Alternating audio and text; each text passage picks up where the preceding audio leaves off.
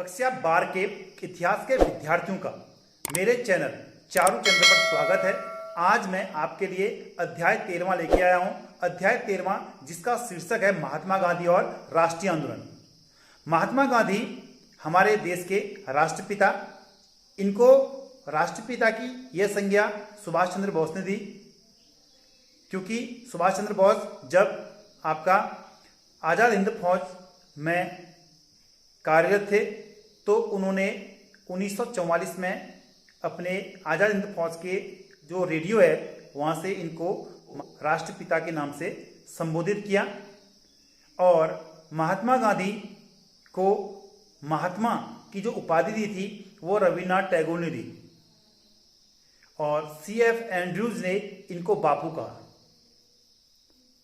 तो महात्मा गांधी के बारे में जो महान वैज्ञानिक आइंस्टीन ने भी इनकी प्रशंसा में एक पंक्ति लिखी थी कि हाड़ मांस का व्यक्ति इस संसार में मानव के रूप में आया हो, ये हमें बड़ा आश्चर्य लगता है। महात्मा गांधी की जो विचारधारा है जिसको हम गांधीवाद कहते हैं वो भारत ही नहीं बल्कि विश्व में भी प्रसिद्ध है। महात्मा गांधी के जो शांति प्रिय अहिंसावादी आंदोलनों को आज यूरोप के कई देश इसको फॉलो भी कर रहे हैं। तो महात्मा गांधी का जो जन्म है आपको पता है 2 अक्टूबर 1869 ईस्वी में पोरबंदर में हुआ था। और इनका जो परिवार था वो धार्मिक प्रवृत्ति का था। इनमें बचपन से ही श्रवण कुमार और हरिश्चंद्र जैसे चरित्रों की जो गाथाएं इनकी माता इनको सुनाती थी, पुतलीबाई, उनके चरित्र के अनुरूप ही इनकी जो पर्सनालिटी है, जो इनकी आचरण है वो डेवलप हुआ। क्योंकि महात्मा गांधी सत्य और अहिंसा के क्या थे, सच्चे पुजारी थे। महात्मा गांधी पेशे से वकील थे और अब्दुल्ला एंड वारेन कंपनी का केस के सिलसिले में ये साउथ अफ्रीका गए। साउथ अफ्रीका में इन्होंने अंग्रेजों के द्वारा रंग भेद की जो नीति थी जिससे पीड़ित जो लोग थे उनकी पीड़ा को महसूस किया और उन्होंने निर्णय लिया कि मैं इस रंग भेद की और इस असमानता की नीति का एक दिन अवश्य खात्मा करूंगा। रंग भेद की नीति के विरोध में इन्होंने दक्षिण अफ्रीका में आंदोलन भी चलाए, सत्याग्रह किया। तो महात्मा गांधी का जो प्रथम जो सत्याग्रह था वह दक्षिण अफ्रीका में हुआ। इसी रंगभेद की नीति के तहत इनको एक बार साउथ अफ्रीका में रेल के जो फर्स्ट क्लास डिब्बे थे जिसमें केवल गोरी नस्ल के लोग ही सफर कर सकते थे, महात्मा गांधी उस डिब्बे में सवार हुए, लेकिन इनको अंग्रेजों ने नस्लीता के आधार पर रेल के डिब्बे से बाहर फेंक दिया। इस रेलवे स्टेशन का जो नाम था वो मार पीटर्सबर्ग। तो मार पीटर्सबर्ग में जब गांधी जी को उस रेल के डिब्बे से बाहर फेंका तो महात्मा गांधी ने वहीं पर दृढ़ संकल्प लिया कि मैं इस रंग भेद को एक दिन अवश्य खत्म करूंगा। और महात्मा गांधी ने इसके खिलाफ आंदोलन चलाए और दक्षिण अफ्रीका में उन्होंने टॉलस्टॉय फार्म की स्थापना की थी। और दक्षिण अफ्रीका में उन्होंने अपने कई राजनीतिक गतिविधियां की और लोगों को जागरूक भी किया। और वहाँ पर इन्होंने इंडियन ओपिनियन करके एक पत्र भी निकाला था। तो महात्मा गांधी दक्षिण अफ्रीका से 9 जनवरी 1915 को भारत आए थे और 9 जनवरी को महात्मा गांधी के दक्षिण अफ्रीका से भारत आने की तिथि के रूप में प्रत्येक वर्ष भारत में प्रवासी भारतीय दिवस मनाया जाता है। एक इंपॉर्टेंट क्वेश्चन है कि प्रवासी भारतीय दिवस कब मनाया जाता है। ये मनाया जाता है आपका 9 जनवरी, कभी कभी ये आपका 7 से 9 जनवरी या कभी 9 से 11 जनवरी। तो फिलहाल 2-3 वर्षों से ये प्रवासी भारतीय जो दिवस है वो आपका 7 से 9 जनवरी को मनाया जाता है, क्योंकि 9 जनवरी 1915 को महात्मा गांधी साउथ अफ्रीका से भारत आए थे और भारत आकर इन्होंने गोपाल कृष्ण गोखले को अपना राजनीतिक गुरु बनाया। एक इंपॉर्टेंट क्वेश्चन यह है कि जो महात्मा गांधी के जो राजनीतिक गुरु थे वो क्या थे? गोपाल कृष्ण गोखले। और गोपाल कृष्ण गोखले के जो राजनीतिक गुरु थे वो कौन थे? वो थे आपके महादेव गोविंद रानाडे। तो महात्मा गांधी ने भारतीय जो राजनीति है या महात्मा गांधी की पहली सार्वजनिक उपस्थिति जो थी वो बनारस विश्वविद्यालय के उद्घाटन के समारोह में थी। हालांकि 1916 में जो बनारस विश्वविद्यालय का उद्घाटन हो रहा था वो भारतीयों के प्रयास से हो रहा था, लेकिन गांधी जी ने इस समारोह में किसानों को और कामगारों या श्रमिकों को याद किया। वो कहते हैं कि इस समारोह में जो किसान उपस्थित नहीं है, श्रमिक उपस्थित नहीं है, मेहनतकश लोग उपस्थित नहीं है, उनको यहां पर उपस्थित होना चाहिए था, क्योंकि इस भारत के निर्माण में या जो भी हम इस विश्वविद्यालय का निर्माण कर रहे हैं उसके निर्माण में इस वर्ग का भी महत्वपूर्ण योगदान है। तो क्वेश्चन यदि आपसे पूछा जाए कि महात्मा गांधी की भारत में सबसे पहली सार्वजनिक उपस्थिति कब हुई, वो थी आपका बनारस विश्वविद्यालय के उद्घाटन में, जिसमें वे किसान श्रमिकों को याद करते हैं, उनके द्वारा किए जाने वाले महत्वपूर्ण कार्य को वो गिनाते हैं और उसके प्रति वो कहते हैं कि हम उनके कार्य के प्रति ऋणी हैं।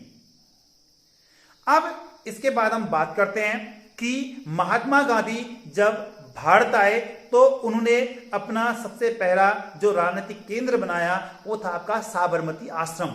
साबरमती आश्रम की जो स्थापना हुई थी वो हुई थी आपकी 1915 और 16 में। इसकी जो कई किताबों में इसमें 1915 आता है, कई किताबों में इसमें 1916 है, लेकिन इसकी जो स्थापना है 1915-16 मानी जाती है। तो जो साबरमती में जो साबरमती कहां पर है? साबरमती एक नदी है जो अहमदाबाद में बहती है। अहमदाबाद किस नदी के तट पर है ये भी क्वेश्चन है, तो वह आपका साबरमती। और महात्मा गांधी को साबरमती का संत भी कहा जाता है। और महात्मा गांधी के द्वारा सबसे पहले सत्याग्रह भारत में कब किया गया? सबसे पहले तो उन्होंने जो सत्याग्रह किया था वो आपका साउथ अफ्रीका में किया था, लेकिन भारत में गांधी जी के द्वारा जो सत्याग्रह किया था वो क्या था? 1917 में। 1917 में चंपारण में कृषक आंदोलन हुए थे और महात्मा गांधी को वहां के राजनेता राजकुमार शुक्ल के द्वारा इनवाइट किया गया। उन्होंने कहा गांधी जी आइए, चंपारण आइए और हमारे किसानों को मार्गदर्शित कीजिए। और गांधी जी ने इन के जो किसान थे, जो वहां पर नील उत्पादक थे, जो उनके जो अंग्रेजों की नील उत्पादन में जो उनकी भेदभावपूर्ण नीति थी उसके विरोध में गांधी जी ने यह सत्याग्रह किया था और गांधी जी का यह सत्याग्रह सफल भी हुआ। और उसके बाद जो दूसरा जो आंदोलन था वो था आपका अहमदाबाद मिल आंदोलन। अहमदाबाद मिल आंदोलन में जो श्रमिक थे उनके साथ जो भेदभाव हो रहा था उसके विरोध में गांधी जी ने अहमदाबाद मिल आंदोलन में मजदूरों का साथ दिया था। और इसके बाद खेड़ा सत्याग्रह जो गुजरात में है खेड़ा, तो वहां पर भी गांधी जी ने इस आंदोलन को मार्गदर्शित किया था, खेड़ा सत्याग्रह। तो पहला आंदोलन जो सत्याग्रह जिसमें पहला महात्मा गांधी के द्वारा किया गया पहला सत्याग्रह था आपका चंपारण सत्याग्रह। फिर उसके बाद उन्होंने अहमदाबाद मिल आंदोलन में भी सक्रिय भूमिका निभाई। फिर उसके बाद उन्होंने खेड़ा जो सत्याग्रह था, जो खेड़ा में जो किसान थे जिनके साथ अत्याचार हो रहे थे उसका भी उन्हें विरोध किया। तो गांधी जी के द्वारा ये प्रारंभिक आंदोलन थे, लेकिन गांधी जी के द्वारा जो अखिल भारतीय स्तर पर किया गया पहला जो अभियान था वो था आपका 1919 का रॉलेट एक्ट के खिलाफ। तो रॉलेट एक्ट ऐसा एक्ट था जिसमें अंग्रेजों ने भारतीय राष्ट्रवाद को कुचलने के लिए एक एक्ट पारित कराया, एक अधिनियम बनाया जिसको रॉलेट एक्ट कहते हैं। इसके तहत अंग्रेज किसी भी भारतीय को शक के आधार पर गिरफ्तार कर सकते थे। जैसे पुलिस एकाएक किसी व्यक्ति को बिना सबूत के गिरफ्तार नहीं कर सकती है, लेकिन इस रॉलेट एक्ट के तहत पुलिस या ब्रिटिश सरकार के जो एजेंट थे या जो कर्मचारी थे जिनको कानून की बागडोर सौंपी थी, कानून के जो उनके रखवाले थे, वो किसी भी व्यक्ति को गिरफ्तार कर सकते थे। किसके आधार पर? केवल शक के आधार पर भी वो गिरफ्तार कर सकते थे। तो महात्मा गांधी जी ने इसका विरोध किया और अखिल भारतीय स्तर पर यह अभियान किया था। तो महात्मा गांधी के द्वारा सबसे पहले अखिल भारतीय स्तर पर किया गया जो अभियान था वो रॉलेट एक्ट के खिलाफ था। और जब इस रॉलेट एक्ट का विरोध हो रहा था तो 13 अप्रैल 1919 में अमृतसर में जलियांवाला बाग हत्याकांड हुआ, क्योंकि उस समय डॉक्टर सत्यपाल और किसलू को नज़रबंद किया था हिमाचल धर्मशाला में। ये बड़े नेता थे, पंजाब और हिमाचल का जो क्षेत्र है उस क्षेत्र के बड़े नेता थे। तो इसके विरोध में 1919 में जब बैसाखी थी 13 अप्रैल को, तो बैसाखी के दिन लोग अमृतसर के बाजार में इकट्ठा हुए थे। वहाँ पर एक बाग था जिसे जलियांवाला बाग कहते हैं। वहाँ पर लोग बैठे थे, शांतिपूर्ण ढंग से अपनी नीतियाँ बना रहे थे और शांतिपूर्ण ढंग से एक सभा कर रहे थे। उसमें जो जनरल आया था वो आदम का, उसने चारों ओर से फाटक को बंद करवाया और वहाँ पर निर्दोष लोगों पर गोली चलाई। तो जो जनरल डायर ने गोली चलाई थी उस समय एक बालक इस गोलीबारी में अनाथ हुआ था, उधम सिंह। उधम सिंह के माता पिता इस हत्याकांड में मारे गए थे। तो उधम सिंह ने बाद में 1940 में इंग्लैंड जाकर डायर को गोली मार दी थी और उसने अपने देश का और अपने माता पिता की जो हत्या हुई थी उसका बदला ले लिया था। और उसके बाद महात्मा गांधी जी के द्वारा 3 महत्वपूर्ण आंदोलन किए गए थे। जो राष्ट्रीय आंदोलन के तो 3 चरण माने जाते हैं। राष्ट्रीय आंदोलन के कितने चरण माने जाते हैं? 3। पहला जो चरण था वो था आपका उदारवादी युग, दूसरा उग्रवादी युग और तीसरा जो था आपका गांधीवादी युग। गांधीवादी जो युग है वह 1920 से 1947 के बीच माना जाता है। इसमें महात्मा गांधी एक महत्वपूर्ण नायक के रूप में उभर कर आए और उन्होंने 1920 से 22 के बीच असहयोग आंदोलन, 1930 से 34 के बीच सविनय अवज्ञा आंदोलन और 1942 में भारत छोड़ो आंदोलन।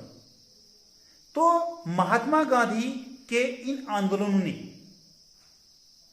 जो राष्ट्रीय आंदोलन क्षेत्रीय स्तर पर था या ये कहें सीमित स्तर पर था, उनके प्रयासों से ये आंदोलन अखिल भारतीय बन गया। भारत के सुदूर गांव में भी महात्मा गांधी के जो आंदोलन थे वो भी काफी लोकप्रिय हुए और लाखों लोग इस आंदोलन में शामिल हुए। जब असहयोग आंदोलन को ले लीजिए, जब इनका आंदोलन ये असहयोग आंदोलन हुआ था उस समय लाखों की संख्या में जो स्टूडेंट थे इन्होंने स्कूल छोड़ दिए, कामगारों ने फैक्ट्रियां छोड़ दी, लोगों ने अंग्रेजों के वस्त्र पहनने छोड़ दिए और अंग्रेजों के जो फैक्ट्री का जो वस्त्र थे उसकी होली जलाएगी। अंग्रेजों के जो वस्तुएं थी उसको परचेज करना बंद कर दिया और गांधी जी क्या पूरे देश में लोकप्रिय हो गए। तभी इतिहासकारों ने 1920 के से 1947 के बीच का जो काल था उसको गांधीवादी युग के नाम से पुकारा।